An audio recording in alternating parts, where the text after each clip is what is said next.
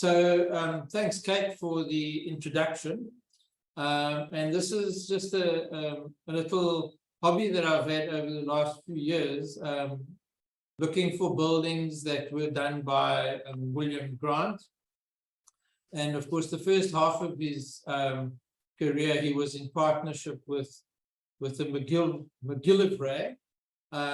They partnered from the early 1903 to about 1923. So they were together for 20 years and went through quite a broad scope of different kinds of buildings. So as Kate has said, that this little search for buildings, I suppose, culminated when I went on a walk with Kate, the Art Deco walk through the center of town, and I realized that the Art Deco work by Grant was quite prominent.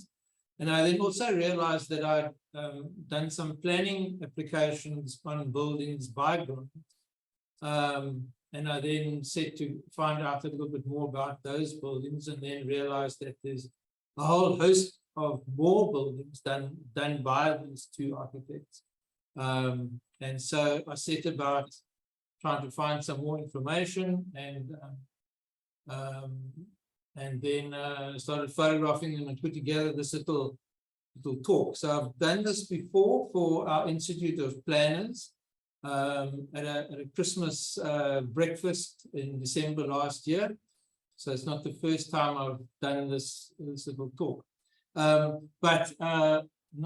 Don't want to bore you. Let's get onto the photographs. Okay, so 101 of PowerPoint thing is not to read anything, but I thought it is important to just have a quick look at this one page, and it talks about his style from the 20s, where he formulated quite a characteristic style with Edwardian classicism, lessons from Baker and Lutyens, and a number of vigorous stylistic refinements, which we're going to show you further on.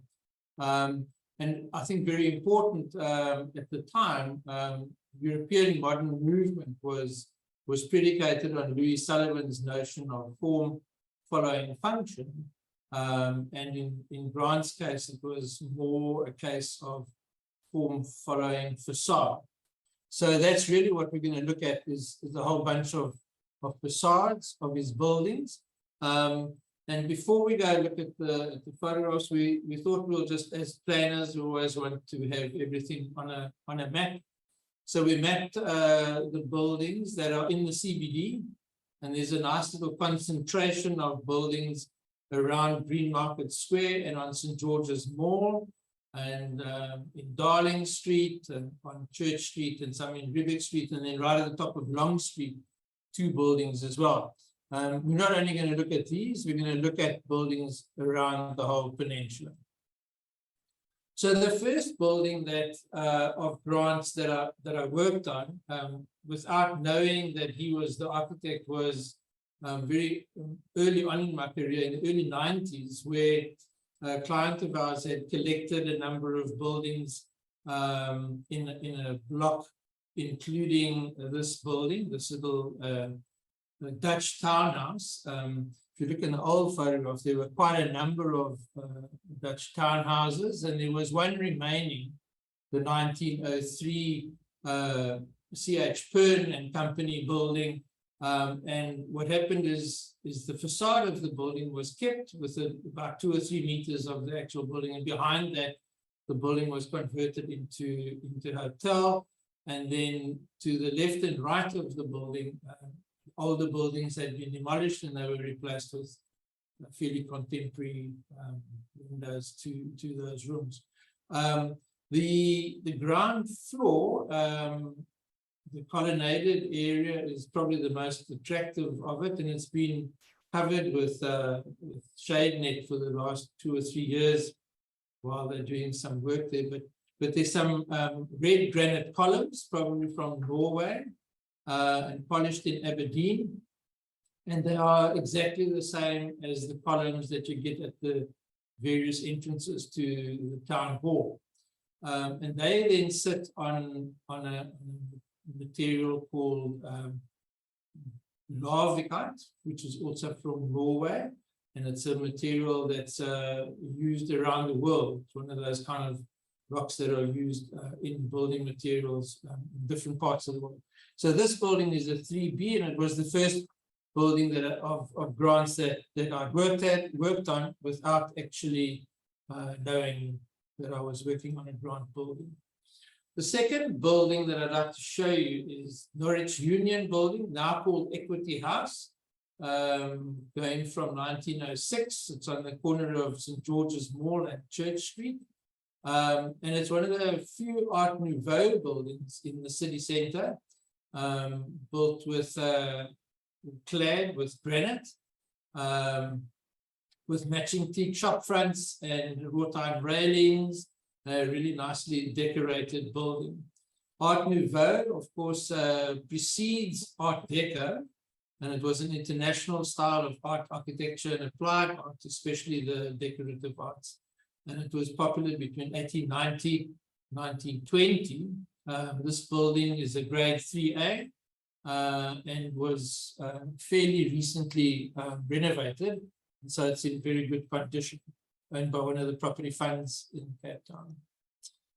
And then we moved to the top end of Long Street, and I didn't use the photograph taken myself. I thought that I should rather use an image, a little painting by Desmond Martin, who did all the buildings on Long Street in a little book, which came out a few years ago.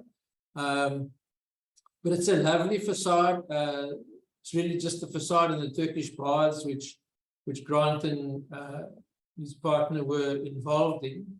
But it's one of those buildings that just sits very quietly at the top of Long Street as you turn away facing into Table Mountain. So then we moved to 1910, and this is a building that it's kind of a background building. You drive past it many times and you just really don't see it. It's on Somerset Road as you leave the city, the Salesian Institute. But it's what we call a landmark building. It's an Edwardian freestyle influences. It's got at the bottom rock-faced rusticated Table Mountain sandstone plinth, and then smooth plasterwork further up. Marseille tiles, bell-cast eaves, and some dormers. A really lovely building, and this front facade actually is on an axis with one of the streets, Napier Street, in fact, in Greenpoint. So it's more or less opposite the Cape Quarter buildings, the two phases of Cape Quarter. And then we head down to Muizenberg, or St. James, where there's this wonderful building, was called Watergate, now called Graceland. And the official address, if you're driving down there, is 252 Main Road. You don't see much of it from the street itself, but a lovely building nevertheless, and it was designed for Mr. John Garlick, who started and ran the Garlick's department store, which you all remember. Garlick's was on Adderley Street, backing onto St. George's Mall. And so this architecture is called Cape Mediterranean architecture, a high quality, well-positioned mansion with intrinsic value. And this was on the market in December when I did the previous talk, and I haven't quite been able to find out if it was sold at the time or if it's still for sale, in case anyone wants to live in a Grant building. This is a slightly closer photograph, and just a bit of an explanation of what Cape Mediterranean architecture is. It's a combining of Spanish and Italian features. So your pergolas, which are on columns, arched verandas, spiral chimneys, clay roof tiles, etc. And then It was on the cover of one of Michael Walker's books, A Statement in Stone. This sketch was also done by the father of an architect who I used to work with many years ago, and I just can't remember his name. Judd. Yeah, Eric Judd is his name. Sorry, my wife's just helping me there. Okay, so that is Cape Mediterranean style. So then there's this amazing building which you just don't know about. It sits right in the heart of Claremont. It was the French embassy for many, many years. It's got a Cape Revival style with gables, spiral chimneys, arches, shuttered windows, red tiles, etc., and in a beautiful garden setting. And to show you where it sits, I've got a wide-angle drone lens, which shows it's in Glenhoff Road. It's called Glenhoff. And there it sits right on the border of Claremont. We have a rezoning application in on this building right at the moment to convert it into a hotel. We went through a very interesting design exercise with the site. It's quite a big triangular site, very well organized landscape garden with palm trees, etc. And there was a very, very small portion of the site that lent itself to have any new kind of structure on it. So the design of the future of the site was quite carefully done. The architects were Jacob Parker, and Clair was our heritage consultant on this particular building. And then House Arden from 1916, as far as I know. This building isn't around. Bridget could help us. She lives on the boundary of Arden Gardens, but this building, I'm not sure when it was demolished, but it would have been a beautiful building within that garden setting. The trees there are still quite small. So now back into town at the top of Long Street, also quite a large building, which is not very evident when you're walking or driving past. It was part of the Vredenburg farm, and in fact, there's still the Vredenburg Lane, which exists just off Long Street. This was Mr. Lazar who bought this, and he wanted to build a massive blocks of flats. And apparently the kitchens are really, really tiny. It's not a good place for making your suppers and so on. You need to go out into Long Street and have your supper there. That was completed in 1917. And I'll just show you some more just to help you recognize where the building is. But it's got a lovely garden forecourt, and that's so the main building sits behind there, and then these two parts that come up to the front of the building with this colonnaded section. So you'll recognize it if you're there, but you probably didn't recognize it before the time. Very nicely proportioned, 3-story shops at the bottom and flats above. And this is a drawing by a Grant that we found. It's kind of in that same style, at that same era, where he's doing a sketch for a building, but we've never found this building. I don't think it's around. Okay, that brings us then to Newspaper House and the Argus. So there's this block which sits on between Green Market Square and St. George's Mall, and it's got three main buildings that were done by Grant. And this is where the Art Deco flair starts to come out. This is a good example of a commercial development within the CBD, with a building which is also of socio-historical importance, being a newspaper building. The newspaper component is very much smaller these days, building was purchased. The buildings were purchased by Ingenuity Property Fund a few years ago and converted and by Dennis Fabian Architects.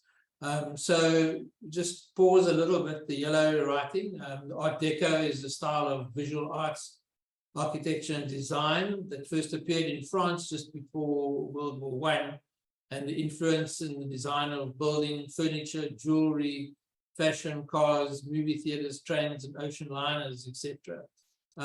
We'll get to the movie theaters as well, because Grant was quite a designer of movie theaters. And then the Alhambra. The Alhambra is kind of a name of a building that we knew well. I never saw it that I can remember at the time. Was one of the buildings that have been demolished. And in fact, it sits where Shell House is, a building that Louis Carroll Architects did in the early 80s. And the building now has a big sign called Luno. And we've again been involved on this site with Shell House. It's owned by Boxwood Properties now, and they're trying to make the ground area far more attractive and user-friendly. Back on St. George's Mall, the General Assurance Company building from 1923. And this takes us into a kind of a slightly more Italianate feeling, with columns and balusters on the top floor, top two floors, balconettes, recesses and corner sandstone, ornamental top capping. These are the various little features that the building holds. You get a really good view of it if you go to the St. George's Hotel, now called the George, I think. And it's a grade 3A building on St. George's Mall. And then there's this building. It wasn't originally designed by Grant, but he did play a role in the building at some point in time. The Queen's Hotel, looking down onto the rocks of Sea Point, and this building had to make way for the President Hotel. I think this building, if it had been fixed up, could have been a fantastic President Hotel. But there you have it. It is a building that's also been lost in time. And so a similar old building that did survive was the New King's Hotel down in St. James, not St. James, Kaap Bay, looking over the Kaap Bay Harbour. And we were involved with this building, the New King's, as well as the Majestic Hotel, which is right next door to this, on the same property. And a client of ours, Paul Brümmer, purchased this, and together with Mike Munich of Munich Visser Architects, the buildings were converted into residential units, and there was an area between the two buildings, which we called the Middendorp, where a bunch of really attractive little townhouses were inserted between the older buildings in a really nice way. So that was a super job which we did about 10 or 15 years ago. Again, a Grant site. That's just an old historic photograph. This is the New King's, and that's the Majestic, and there was the old pub that sits over here, which is a pub where all the fishermen used to go to, and now just a bookshop. Okay. Then this was an unusual building. I'd never seen it before until we were appointed to do an application here to build within a heritage area and to get consent to use this for different kind of, not just as a school, but as an education facility. So the property is still owned by the Western Cape government, and they've entered into, or they've leased the site to University of Western Cape as an arts-based education centre for humanities research, which includes workshop areas, film and music studios, and seminar places, etc. It's got a lovely courtyard, which is proposed to be enclosed. And what an amazing setting. And this school now continues as an education place, but it's like a very different kind of education. It's a frontal of the building when it was quite derelict. The Wolf architects were appointed to do the renovation and conversion of the building. The building is very, very close to being complete. If you go past here on your daily travels, go and have a look at the progress. It's they're busy with the outside areas, and the inside is quite well advanced. So that's that building there. Now we jump down back to Muizenberg. Muizenberg's been through a whole number of iterations over the last 100 years. And in this instance, we look at the third Muizenberg Pavilion, which was a competition, which was won by grant in 1926. And the third pavilion had to be demolished in 1968. Then following that, we had the city built another pavilion designed by Parker. And I had a close look at that the other day. It's pretty close to being ready for demolition as well. Really a rough environment for buildings right next to the sea. And that's what that building looked like. And just wanted to show you here this Cape Mediterranean style that we have around Muizenberg and other parts.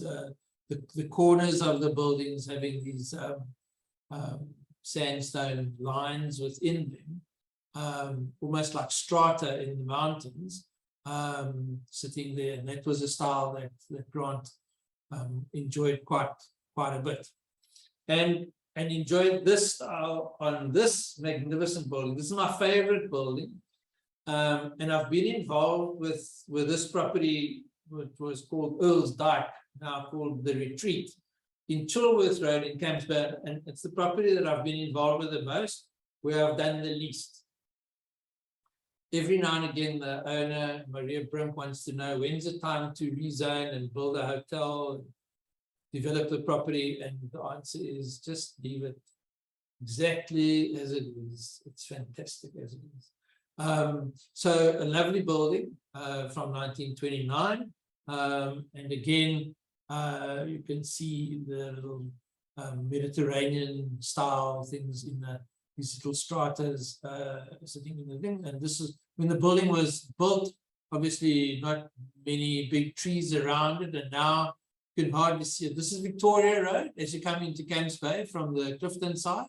And if you look very carefully, you'll just get the odd glimpse of the building, which sits on a ridge, and there's a river coming down this side with a lovely swimming pool, and then there's a river down this side which doesn't function as a river anymore. The water's been diverted, unfortunately. And just some closer photographs of Earl's Dyke. You forget that you're in Cape Town completely. You definitely could be anywhere in the Mediterranean, and just have a look at the fireplace on the right-hand side, at the bottom. It's beautiful, and the woodwork on the windows, and the ironmongery. It's just what a magnificent place. And then we come to another building in 1930, Boston House.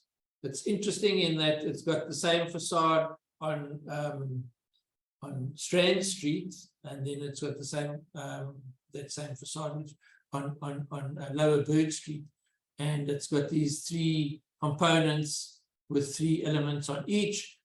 very vertical, and then you got your sandstone at the base of this building, and that's also a 3B building. It just sits there very quietly, minding its own business.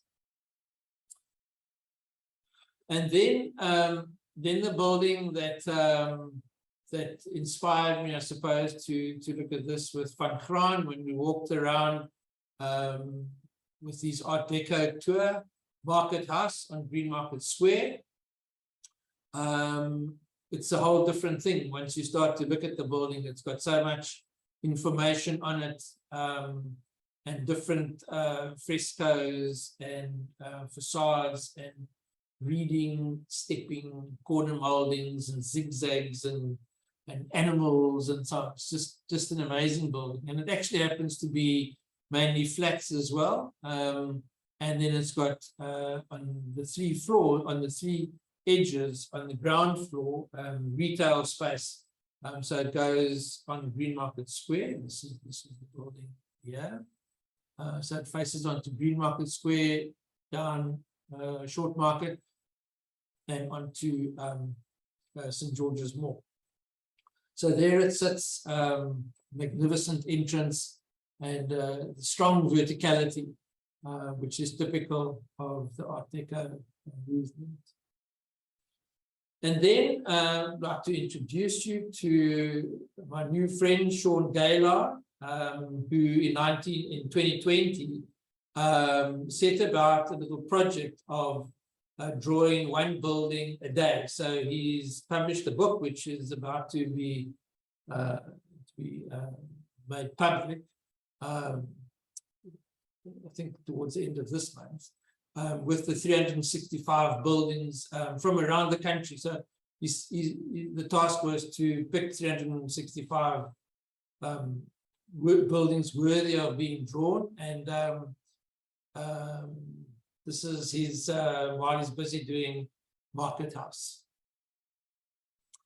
And then there was this very, very cute little building in Muizenberg, which is quite similar to the school in Woodstock, in its squareness and its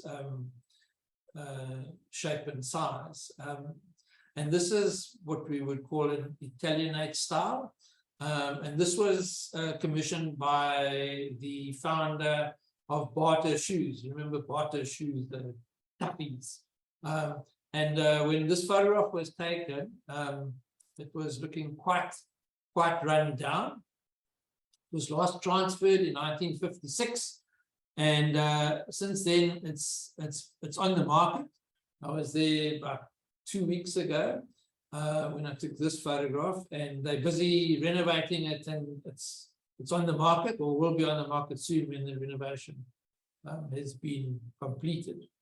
So the reason why I was in Muizenberg at the time, just this building on the 3 buildings here on the property, which were commissioned by Lady Oppenheimer, and the architect that worked on this was a guy called Mantles, and he also did some work on another building, which we'll show you just now, as a sort of second phase. And this building is Pearne House. Since the beginning of my little search, I've been looking for this particular building. In the literature which I've found, it was known as House Garlic, also commissioned by the Garlic family, in this instance by Gladys Daisy Garlic. So I had some photographs, and I didn't know where it was, except that it was in Bishop's Court. And I later found out that it actually was bought by the US government in 1947. And since then, 25 different US ambassadors have lived in this house. And this is, yeah, it's a very good example of the arts and crafts movement, and quite a remarkable place. Should you be invited to play a game of tennis there one day. And then very, very few buildings on the Atlantic seaboard, but I did find St. Clair Court Flats, on High Level Road in Sea Point from the 1930s.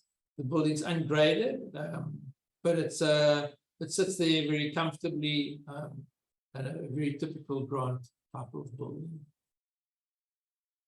And then back to St. James, there's this building here called Stonehenge, and a lovely building in a lovely landscape, gardens, also that typical halfway St. James stone with along the street down. But the most interesting thing about this book was that Prime Minister J.C. Smuts rented this home to the Greek royal family during the Second World War, after they had fled Greece. So they stayed, the Greek royal family stayed in St. James for a couple of years during the war, in a really spectacular setting and spectacular house. And that's just a closer up picture of that house with its red tiles. Okay, then we move to 1932, and this really nice true Art Deco building, the old Bazaar site, corner of Plain and Darling Street. And both of these, this is, I'm standing on the Grand Parade, so those two facades look out towards the Grand Parade, and from the Grand Parade, of course, you can see the building very nicely. And on the right hand side here, we've got the post office building. And that's also a 3B building over there. And that's just a closer up of its facade. Very, very vertical, like images, and then towards the top, those plaster bands showing the top end of the building. And then this building also is featured by Sean Gaylord in his book, and it just shows those typical Art Deco features in the building. Then we get back to the next phase of the Argus buildings, the printing. This is where the printing presses were in this building onto Berg Street. The building on the left-hand side, of course, is the old townhouse, and the townhouse courtyard, and then this building wraps around in this way. The internals of this building also largely taken away and are just an office building, really. And the style for this is Cape Revivalist style. And then we go back to Salt River, on Salt River Circle. It's a place that you can quite often go past, and there's this prominent bank building in the Art Deco style, and it brings together a whole lot of elements which we've spoken of. One, of course, is the sandstone plinth, these grooved or layers of strata that you have, the very vertical elements, and a ziggy-zaggy kind of a rooftop over there. So that's the old bank, the Barclays Bank, which is now used for just various shops, and there's an art shop and so on. So there we go. And that's also a 3B graded building. And then we come to the last building of the Argus set of 3 buildings. This is called the Argus Chamber, built in 1934. So you can see the earlier building over here is early sort of 1926 going into Art Deco things. And then this 1934, 8 years later, a very different kind of style, very similar to the Scots building, which we looked at a little bit earlier, those plaster bands and readings of that building, and again, a 3B building. And now we get to what was called the Commonwealth Building and Coliseum Theatre. And this is the first theatre, apart from the Alhambra, which we spoke of before, which was demolished, but yeah, sits in a very, very prominent place on the corner of Adderley Street and Rosebank Street. This large building with lots and lots of detail, which was mainly a cinema, but also other components of offices within that building, and that very vertical type of building again. And that's just another photograph of it. Those vertical elements are in this iteration quite muted colors. I would have preferred to see them in more brighter colors. So this is a building that I go to quite often to visit an architect that we work with, Alan Walt. And Alan has the distinction of having a grand piano in his studio. Just waiting for him to show me how he plays it still. But that's Alan's building. He was responsible for the last renovation, which went into offices and quite a lot of residential units as well. And then we have this building, which I was quite intrigued to find was also a Grant building from 1937, sitting at 112 Bijou. It's described as a mid-20th century light industrial building with Art Deco detailing. And there were 4 floors that were added in around about 2000. It's called the Studios, and it was one of the beginnings of residential buildings being introduced into the CBD. Of course, since then, many buildings have become converted into residential buildings. And then we go to the Savoy cinema from 1939. And this cinema was converted into a cinerama in 1966. And the cinerama effect was, in fact, done with 3 projectors, and it had a very, very wide screen. I was in Standard 2 in 1966, and my friend and I were allowed to go watch the movie Grand Prix, and we got our seats right in the front because we wanted to see the movie first. Okay, so then we go to Salt River again, and there's a huge building that you see if you leave Salt River towards Maitland, as you go, just before you go over the railway. There's this large complex, the flour mill, we say milling, and that's a real industrial building and still stands there, commanding. It's almost a gateway as you leave that core area of Maitland towards Maitland, but that the activity spine, as it were, of Observatory, Salt River, and Woodstock. Okay, and then another movie house which is looking pretty sad, the Bijou, Lower Main Road Observatory from 1941. And this is a real Art Deco movie house for a much smaller kind of movie house that sits here. And it has had a fire and an explosion, and it's time for something serious to happen on this building to take it to its new life. Then this wonderful building, very imposing and a real backdrop to Greenmarket Square. In on the square used to be Shell House. So that's an office building that was converted into a hotel, but quite a long time ago, I think in the late 80s or early 90s. It had a fantastic restaurant on the ground, just on the outside years ago, but that doesn't feature any longer. But that's Greenmarket Square, which, so there's 2 facades that face each other, a Market House and Shell House, both are Grant buildings.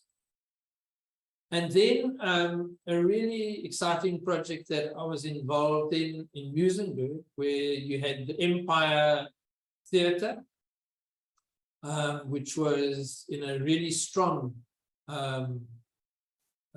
Cape Mediterranean kind of style with very, very bold lines. But virtue of Fair Cape, together with a guy called David Kretzmar, they bought up a bunch of properties in the Muizenberg beachfront area and one road back, and set about converting existing buildings, demolishing some and replacing within this style. The photograph on the bottom side here, there were three buildings here that were beyond repair, and they were lost, unfortunately.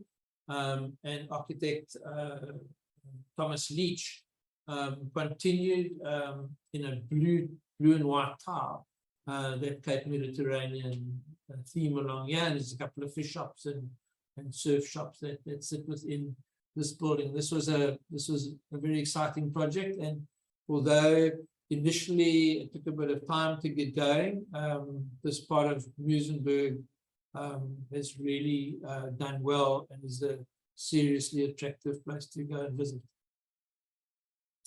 And then we get to the last building, Ovenstone House in St. George's Mall.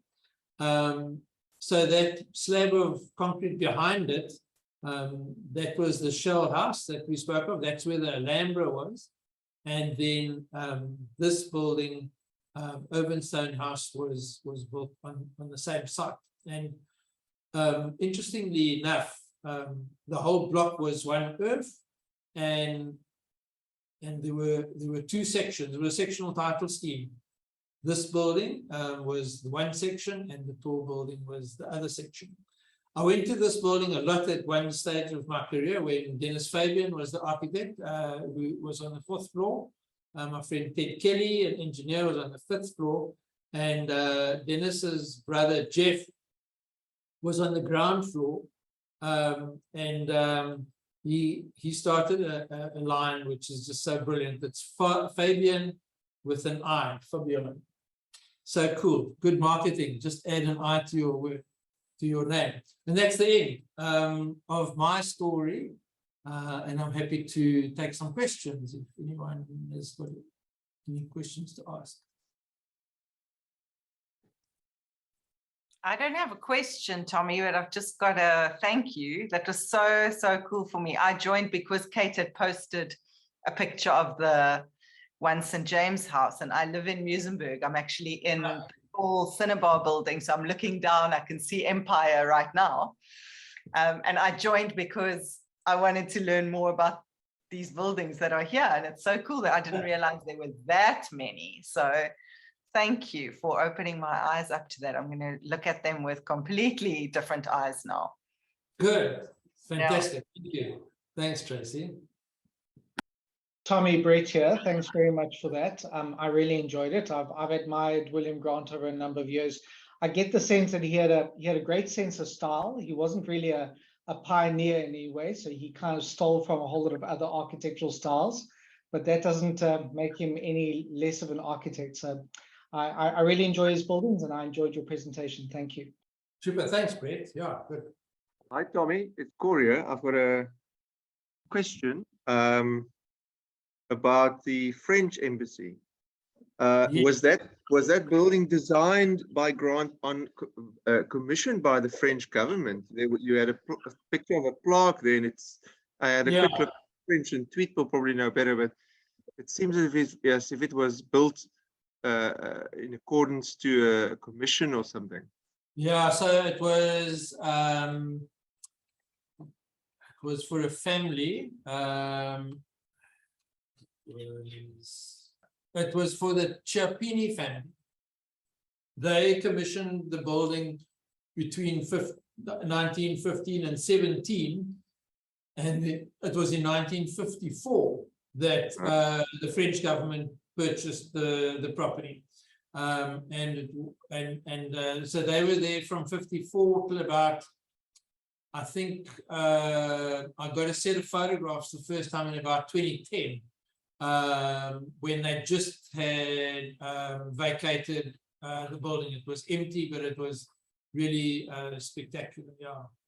And then every developer in town had a go at it, looked at it, and wanted to build as many flats in the garden as possible. It was always quite difficult to tell developers that it's actually a special site. It's not for just squeezing in as many properties as you can. Yeah, thanks, Tommy. Okay, thanks, Paul. Anyone else? I've got a few.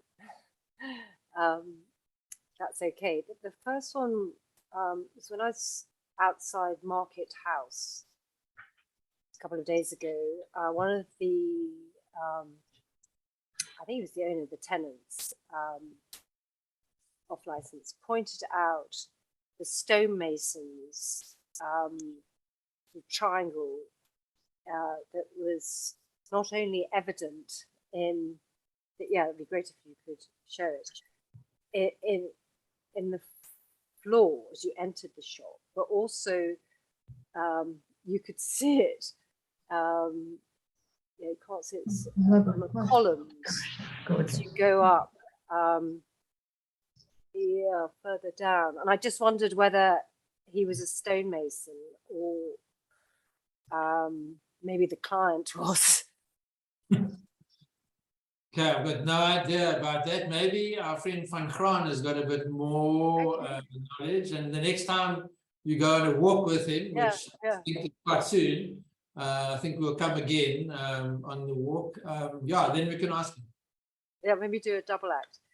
And the other question, and Andre mentions this in context of this building and other Art Deco ones, but the architects were inspired by the trade magazines. I'm thinking such a variety of styles. Did he travel to France and Italy? But am I right in thinking maybe he got his inspiration from just going through what was available in terms of magazines?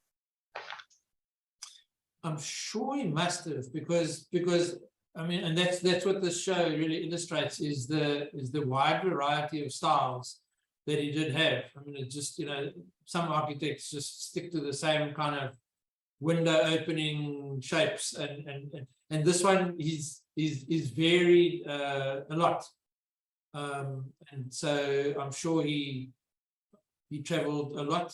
I don't know how much one could travel those days, much less than today. You had to get on a boat, but yeah. And then I assume you used artifacts.coza to help. I'm just interested in your sources of information. Yes, I did use artifacts and also Van Graan's PhD. A lot of stuff in there. It's the only PhD that I've actually ever been able to read with any real interest. It's available online. Tommy and Kate, if I could also recommend, Franco Prescura has got a fantastic article on Grant. Yeah. So I have got that. Yeah, I struggled a long time to get it, and eventually Clair Abrams gave me a copy. Yeah. Is that the one? Facade follows form. Yeah. Form follows facade, yeah. Tommy, what is Cape Revival compared to Cape Dutch?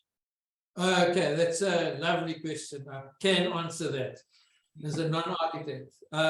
So Cape Dutch was when the Dutch first came here in 1652, and so they did Cape Dutch. So if you do the same style 200 or 300 years later, it's then revival. So Cape Revival is when you're repeating something that happened a long time ago. Okay, thank you.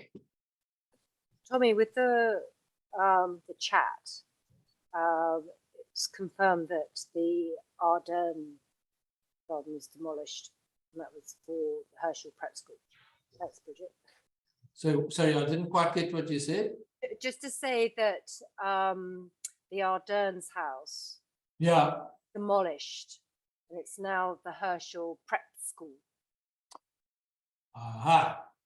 Okay, thanks. That's interesting. Is that from Bridget? Yes. Okay, you should know that. Okay, last question. It's drinking time now. Any final thoughts or comments? I just want to say, Tommy, huge thanks. You've opened my eyes to so much and taken us on a journey. I feel I've been in France, not just Camps Bay, and I had no idea how prolific an architect he was. And enjoy the rest of your research. And maybe treat us to a publication or an article or something. So it's really fantastic what you're unearthing, and all the best, and thank you again. Okay, cool. Thank you. And thank you, Kate and Tommy. You've Thanks, really Tommy. opened our eyes. Thank you.